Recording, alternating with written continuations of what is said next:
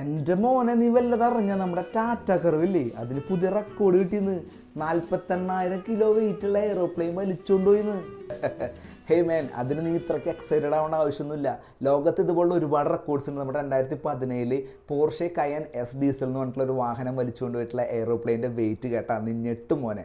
2,85,000 kilogram വെയിറ്റുള്ള Airbus A380 എന്ന് പറഞ്ഞിട്ടുള്ള ഒരു എയ്റോപ്ലെയിൻ ആയിരുന്നു അന്ന് ആ വാഹനം വലിച്ചത്. അതൊക്കെ വെച്ച് നോക്കുമ്പോൾ ഇത് ചെറുതല്ലേ?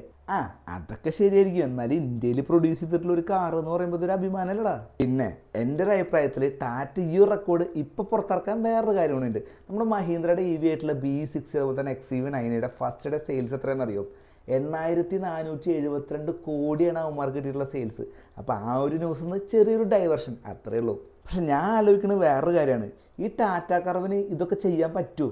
ഹലോ, അതിന് ടാറ്റ കർവ് പണ്ടത്തെ കർവല്ല. അതിൽ വെച്ചിരുന്ന ഈ വോട്ടോൺ എഞ്ചിനൊക്കെ മാറ്റിയിട്ട് ഇപ്പോൾ ഏറ്റവും പുതിയ എഞ്ചിനാണ് വന്നിട്ടുള്ളത്. 1.2 ലിറ്റർ ഹൈപ്രയോൺ GDA എന്ന് പറഞ്ഞിട്ടുള്ള ടർബോ എഞ്ചിനാണ് വന്നിട്ടുള്ളത്.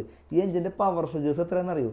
123 bhp പവറും പ്രൊഡ്യൂസ് ചെയ്യും, 225 Nm ടോർക്കും പ്രൊഡ്യൂസ് ചെയ്യുന്നുണ്ട്.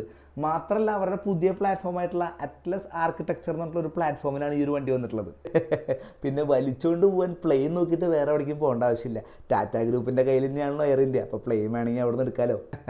അത് നീ പറഞ്ഞത് ശരിയാ. എന്തായാലും ഇതുപോലുള്ള നല്ല നല്ല കോമ്പറ്റീഷൻസ് നല്ലതാണ്. 2030 ആകുമ്പോഴേക്കും വേൾഡിൽ തന്നെ ടോപ്പ് ഓട്ടോമൊബൈൽ ഇൻഡസ്ട്രി ഇന്ത്യ ആവാനാണ് ചാൻസ് മോനെ. അത്രയ്ക്ക് അങ്ങോട്ട് വേണം. ചൈനക്കാരുള്ളപ്പോൾ അതൊരു അതിമോഹം ആവില്ല മോനെ നമുക്ക്.